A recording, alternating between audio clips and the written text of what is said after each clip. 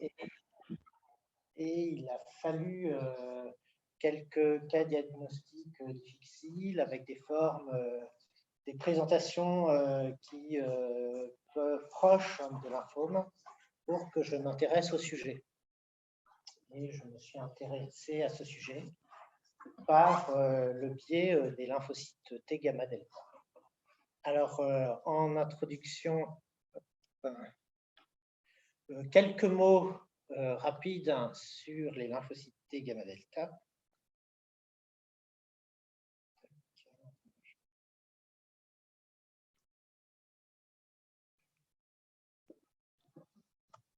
Non, non plus.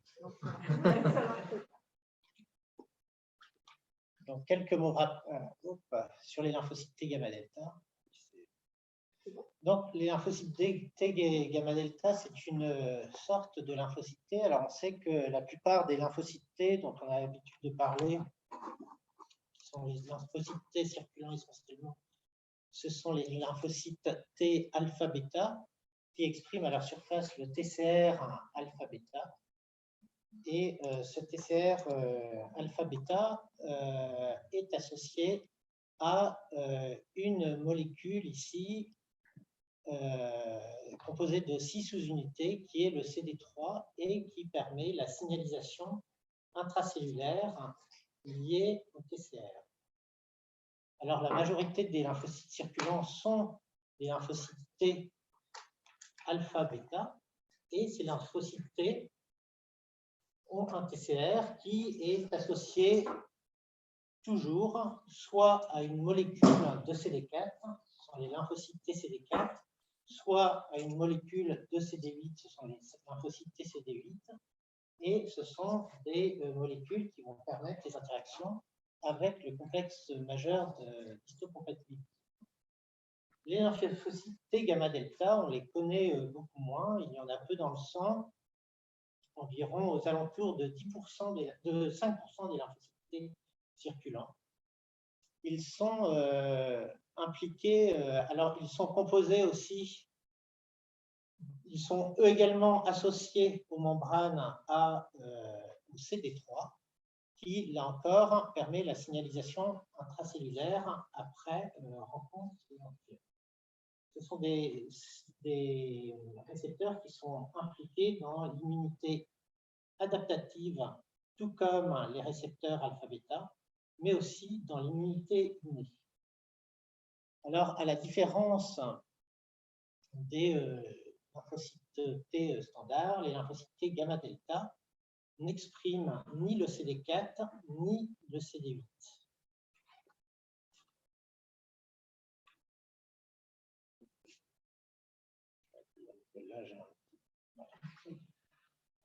Alors, quelles sont les fonctions de ces lymphocytes T gamma delta? Eh bien, ils interviennent dans la réponse immunitaire indépendante du CMH et ils peuvent reconnaître directement l'antigène, un petit peu comme le font les immunoglobulines. Ils reconnaissent en particulier des produits issus du métabolisme bactérien. Et puis, ils sont impliqués essentiellement dans la défense contre des agents infectieux intracellulaires et puis dans la défense antitumorale. Alors, si on regarde plus précisément les pourcentages de ces lymphocytes T gamma delta circulants, on en a autour de 4-5%. La plupart des lymphocytes T gamma delta sont en fait situés dans les muqueuses. Et 4-5%, ça représente seulement 63 éléments en moyenne par millimètre cube. On considère que on peut parler d'excès à partir de 15%, mais les données de la bibliographie sont très variables et selon les sources, on parle d'hyperlymphocytose T gamma delta à partir de 15%, d'autres à 10%. Alors, le taux de T gamma delta, il évolue au cours de la vie et chez les enfants, le taux de T gamma delta est naturellement augmenté. Et puis, il augmente à peu près jusqu'à l'âge de 10 ans. Il diminue ensuite, il est aussi un petit peu augmenté chez le jeune adulte et il diminue fortement avec l'âge et il y en a très peu chez les sujets âgés. Les T gamma delta peuvent être aussi augmentés suite à des traitements, notamment les biphosphonates augmentent les T gamma delta, les statines à l'inverse diminuent le taux de T gamma delta.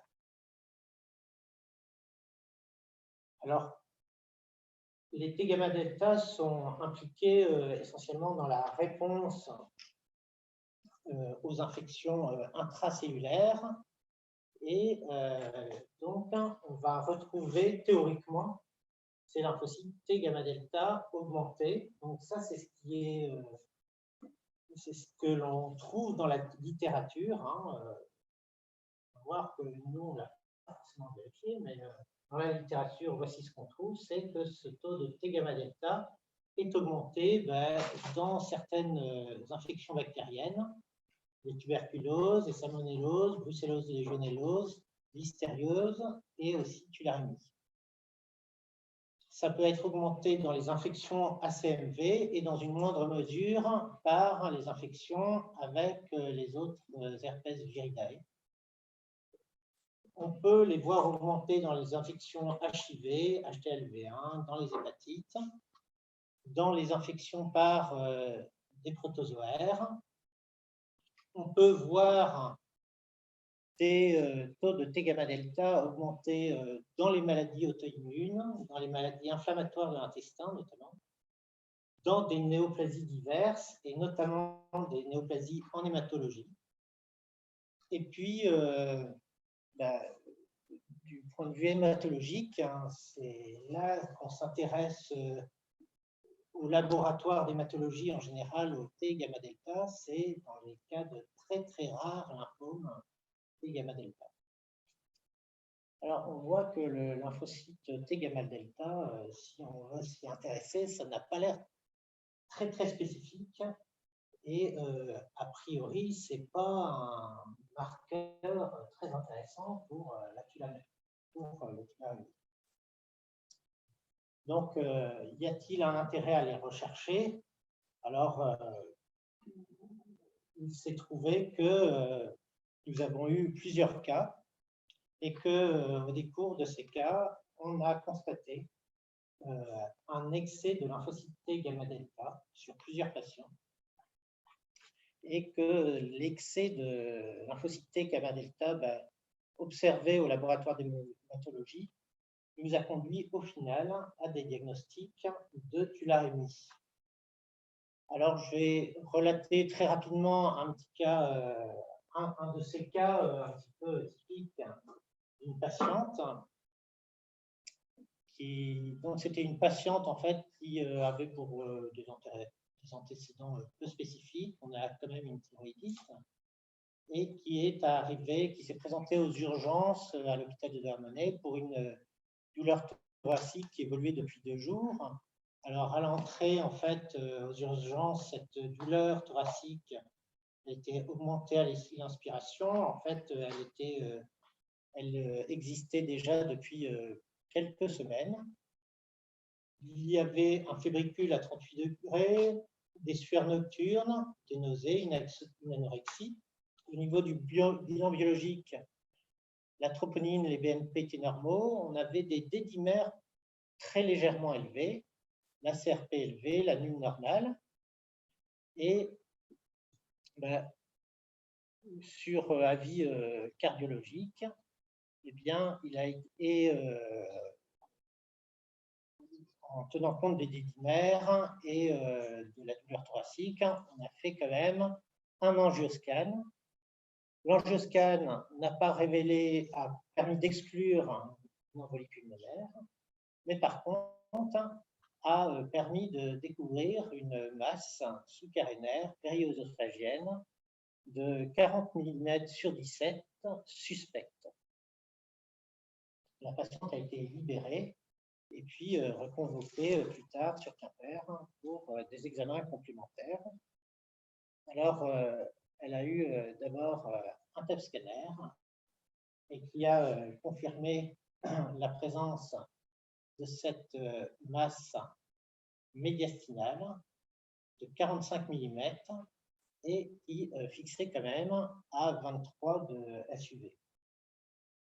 Il y avait d'autres fixations ganglionnaires médiastinales plus minimes, mais d'emblée, devant cette présentation, c'est l'hypothèse tumorale qui a été envisagée et parmi ces hypothèses tumorales, eh bien, il y avait bien entendu un lymphome plutôt agressif. Alors,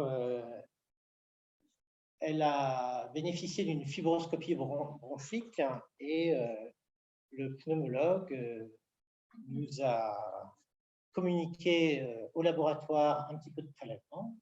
Alors, ce prélèvement montrait, alors ici, c'est une population lymphoïde très, très polymorphe, plutôt de type folliculaire, avec des cellules qui sont morphologiquement polymorphes, mais parfaitement normales, sans atypie nucléaire.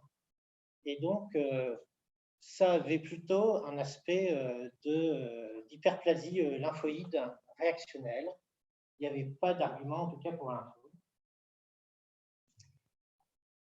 Les cellules ont pu être phénotypées. Alors, ces cellules, ici, ce sont les lymphocytes. Parmi ces lymphocytes, donc ça, ce sont les cellules de la cytoponction ganglionnaire. On avait ici des lymphocytes qui expriment le CD3, des lymphocytes T, des lymphocytes B qui expriment le CD19. Les lymphocytes B qui expriment le CD19 expriment aussi les chaînes légères kappa et lambda d'immunoglobulines. On peut donc dire, et ce de façon équilibrée, on peut donc dire que en fait, ces lymphocytes sont polyclonaux. Quant aux lymphocytes T qu'on retrouve ici, on a des lymphocytes T ici en bleu clair qui sont des TCD4, ici en rose qui sont des TCD8.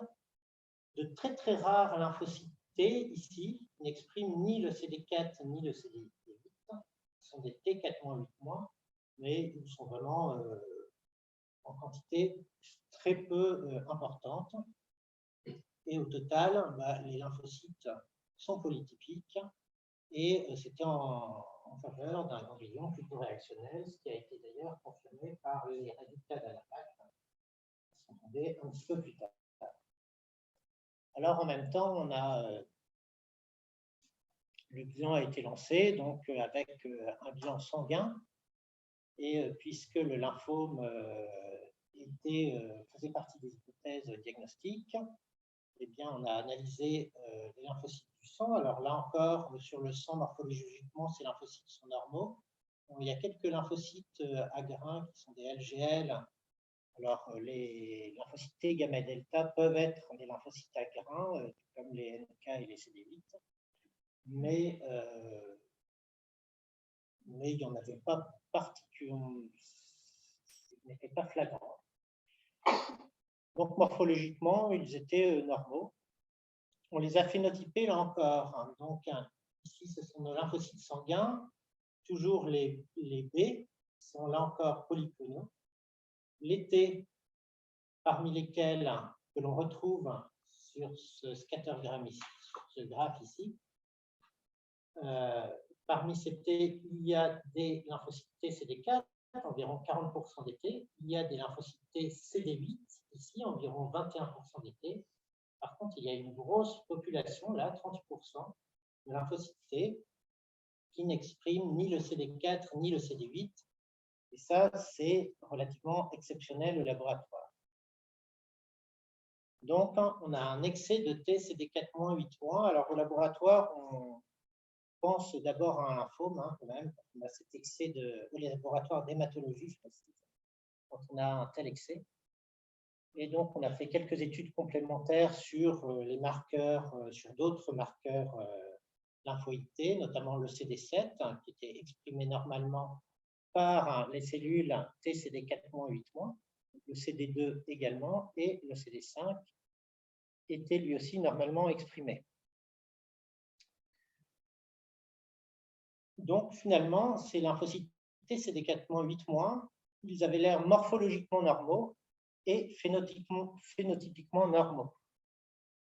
Donc, si on revient sur notre hypothèse de lymphome, alors il faut dire que les lymphomes T, CD4-8-, c'est très rare. On pense d'abord au lymphocyte T gamma delta, au lymphome T gamma delta. Et donc, les lymphomes T, c'est à peu près 10% des lymphomes en général. Et les lymphomes T gamma delta, c'est une partie infime des lymphomes T. Alors, bon, il y a plusieurs hypothèses lymphomateuses possibles toutefois. Le lymphome primitif de l'intestin, le lymphome T hépatosplénique, le lymphome T cutané primitif gamma delta. Il y a des mycoses fongoïdes aussi avec une partie de lymphocyte T gamma delta qui peut circuler. Mais dans tous ces cas, on a une anomalie morphologique ou bien il y a des anomalies cliniques. Donc, or, il n'y avait pas de localisation évidente autre qu'au niveau médiastinal. Et puis, absence d'anomalie morphologique, absence d'anomalie phénotypique, finalement, le lymphome était très peu probable. Il a resté donc l'hypothèse infectieuse et donc il a fallu explorer cette hypothèse-là. Alors, le bilan infectieux, d'abord, ça a été les sérologies classiques qui se sont révélées négatives. Et puis, on a décongelé un petit peu de sérum pour faire des sérologies plus spécifiques.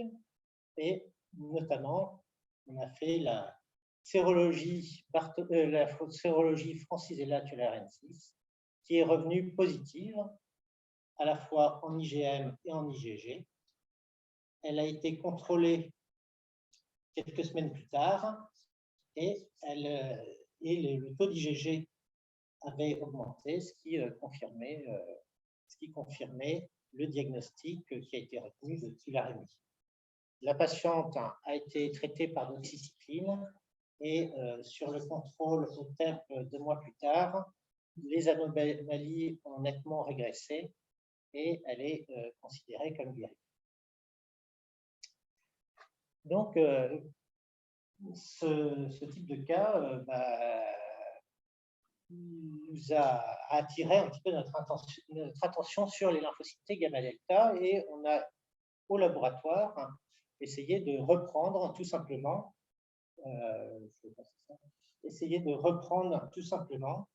les lymphocytes, les derniers phénotypages lymphocytaires qu'on avait fait depuis 1 an et demi auparavant. Donc l'objectif a été de comparer en gros le taux de lymphocyte CD4 chez les patients atteints de tularemie à ceux de la population générale. Donc là, c'est l'objectif idéal. On a repris systématiquement tous les phénotypages lymphocytaires réalisés au laboratoire entre juillet 2020 et janvier 2022. Alors, ces phénotypages lymphocytaires, ils ont été faits dans quelles indications? Quand même, c'était des indications de suspicion de lymphome, des suspicions de syndrome lymphoprolifératif, des recherches de déficit immunitaire, des suivis de traitement par immunosuppresseurs, et puis à la fin de la période, dans les suspicions de tularemie, parce que les collègues infectiologues alimentent beaucoup ce travail et sont très motivés par ce travail, vu les résultats qu'on a pu obtenir. Alors, on n'a pas pris en compte, par contre, les simples déterminations CD4, CD8 que l'on fait le plus souvent dans les suivis de VIH, parce que on sait qu'effectivement, chez les patients VIH, on peut avoir des T gamma delta qui sont en taux augmenté. Alors, comment on s'y est pris? On a utilisé le système informatique du laboratoire. On a sélectionné en fait tous les patients qui avaient a priori plus de 10% de lymphocytes T gamma delta, et chez ces patients, on a réanalysé informatiquement et systématiquement toutes les données. Alors, ceci pour exclure d'éventuelles imprécisions liées en fait à des doubles expressions de CD4 et CD8. Je ne rentre pas dans le détail. Et on a regardé parmi ces patients lesquels étaient atteints de tularemie. Alors, le diagnostic de tularemie était retenu sur la base soit de la sérologie, soit d'une PCR positive, avec un diagnostic finalement de tularemie retenu par le clinicien. Alors, en tout, c'est 780 phénotypages qui ont été analysés. Alors, vous voyez que sur ces 781 phénotypages, le taux médian des T gamma delta était de 4,6%. Donc, on voit ici un petit peu la distribution des taux de T gamma delta parmi les lymphocytes T. Alors, quand je parle de taux de T gamma delta, c'est en pourcentage des lymphocytes T. Alors, parmi les 781 patients, en fait, il y avait des doublons parce qu'il y a des patients qui sont suivis régulièrement et ces patients-là, on a éliminé les doublons. Au final, il nous restait 612 patients différents. Sur ces 612 patients, on avait 526 patients qui avaient un taux de T gamma de TCD4-, 8- inférieur à 10% et 46 patients qui avaient un taux de CD4-, 8- supérieur à 10%. Parmi ces 46 patients qui avaient un taux de CD4-, 8- élevé, supérieur à 10% des lymphocytes T, il y avait 16 tularémies. Parmi les 526 patients dont le taux de CD4-, 8- était inférieur à 10%, on avait une tularémie. Alors attention, on n'a pas testé la tularémie chez tous les patients. Ça, c'est une étude rétrospective. On a juste repris l'ensemble de nos patients. On a recherché si chez ces patients, il y avait des sérologies tularémie positives et chez un patient, il y avait une sérologie tularémie positive. Alors, ces lymphocytes T, CD4-, 8-, on a pu étudier chez ces lymphocytes T, CD4-, 8-, on a pu étudier l'expression du récepteur T gamma delta sur 14 des 17 patients. Et alors ici, on a les lymphocytes T que l'on retrouve ici. Et ici, en ordonnée, on a l'expression du récepteur T gamma delta. Et les cellules qui sont ici correspondent aux lymphocytes T gamma delta. Donc, ce sont les cellules qui sont ici en bleu foncé. Si on reporte ces cellules bleu foncé sur le graphique CD4 versus CD8 du scattergramme qui cible les lymphocytes T, on voit que ces lymphocytes T gamma delta, les bleus foncés, sont bien dans la zone CD4-, CD8-. Donc, les lymphocytes T gamma delta, les lymphocytes T CD4-, CD8- que l'on mesure sont bien des lymphocytes T gamma delta. On voit aussi que une partie de ces lymphocytes T gamma delta, une petite proportion, exprime aussi faiblement le CD8. Donc, au final, l'expression, donc les T4-, 8- expriment bien le TCR gamma delta, une petite fraction exprime le CD8, et il y a quelque chose d'intéressant, c'est que le patient qui était positif pour la tularémie, mais qui avait un taux de lymphocyte T CD4-, 8- inférieur à 10%, en réalité, ce patient-là, il a un taux de T gamma delta supérieur à 10%. C'est celui-là. Il avait 5% de CD4-8-, mais en réalité, il a 19% de T gamma delta. Pourquoi? Parce que ce sont essentiellement des T gamma delta qui expriment plus faiblement le CD8, et donc ça a pu nous échapper. Alors, parmi les patients qui avaient un taux élevé de CD4-8-, mais qui n'avaient pas de tularemie, qu'est-ce qu'on avait comme profil? Alors, on avait des lymphomes et surtout en fait des syndromes lymphoprolifératifs connus. En réalité, chez ces patients, il y a des traitements qui vont induire une immunosuppression avec un défaut parfois de CD4 et de CD8, et de façon artefactuelle, le taux de T gamma delta par rapport au lymphocyte T va être relativement augmenté. On avait aussi des enfants, et ça, j'ai dit en introduction que chez les enfants, eh bien, on peut avoir des taux de T gamma delta augmentés. Et puis, on avait diverses atteintes, un déficit immunitaire comme invariable, une infection quand même à Mycobacterium avium, un VIH, mais là qui avait aussi que 10 CD4, donc forcément le pourcentage de T gamma delta est artefactuellement augmenté. Et puis 6 patients sans diagnostic, dont 3 pour lesquels la sérologie tularémie a été faite et a été négative.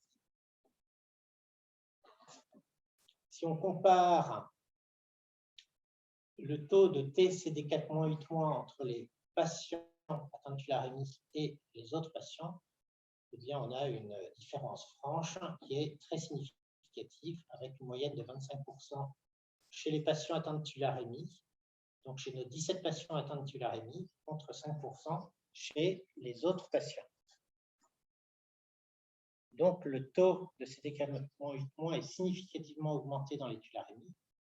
Alors, si on essaye d'établir des courbes ROC, alors il y a énormément de biais dans cette approche, mais on peut établir qu'en établissant un seuil de décision à 12%, eh bien, la recherche de TCD4-8- permet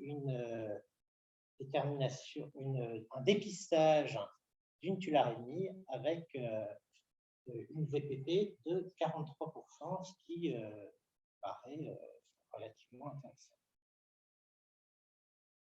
Alors, il y a beaucoup de limites dans cette étude, c'est juste un petit recensement rétrospectif des cas que l'on a phénotypés au laboratoire. Il y a un énorme biais, c'est que, bien entendu, on n'a pas fait les sérologies chez les patients chez tous les patients qui sont a priori sains. Et puis, il y a un biais de recrutement, puisque ce sont essentiellement des patients qui sont suivis en hématologie ou suivis pour des déficits immunitaires. Et donc, bien sûr, il faudrait des études prospectives pour un petit peu confirmer ces résultats. Ceci dit, dans la littérature, il y a essentiellement des publications, des case reports, mais il y a cette étude-là qui est particulièrement bien faite et intéressante. C'est une étude aussi rétrospective, une étude tchèque, qui montre, qui recherche aussi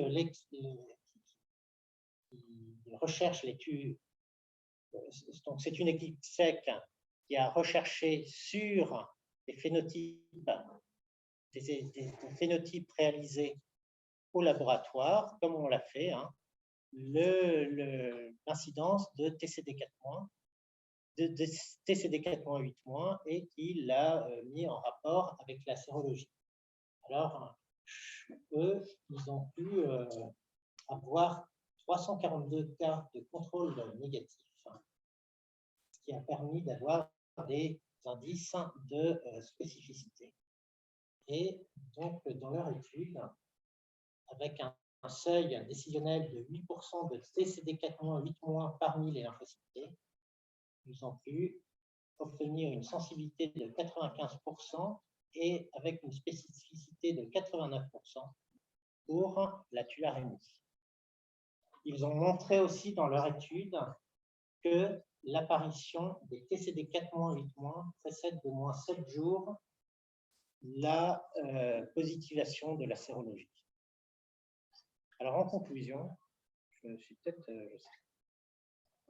en conclusion, les tularémies, on l'a vu avec Jean-Philippe, et je pense qu'on le verra ensuite. La présentation clinique est quand même difficile et parfois proche d'un lymphome, proche de celle des lymphomes. La présence d'une population TCD4-8- est fréquemment associée à une tularémie.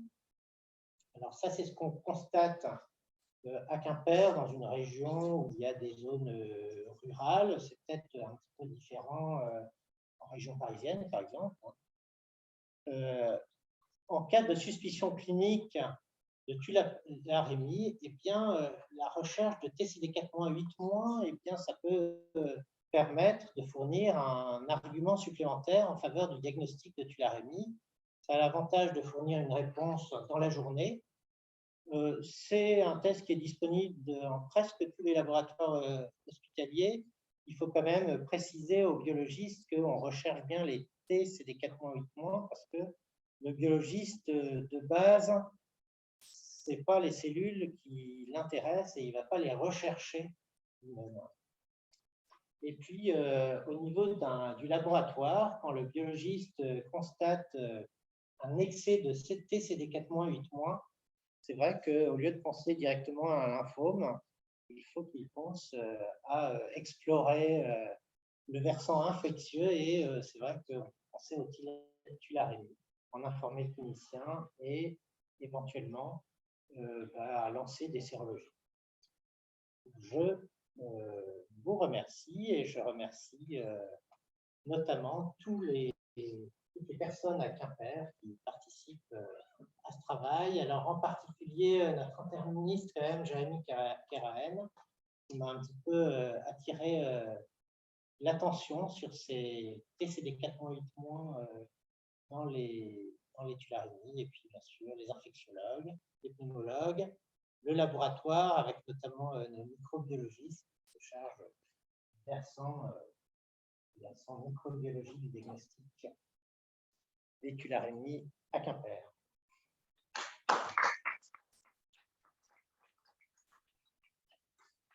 Alors,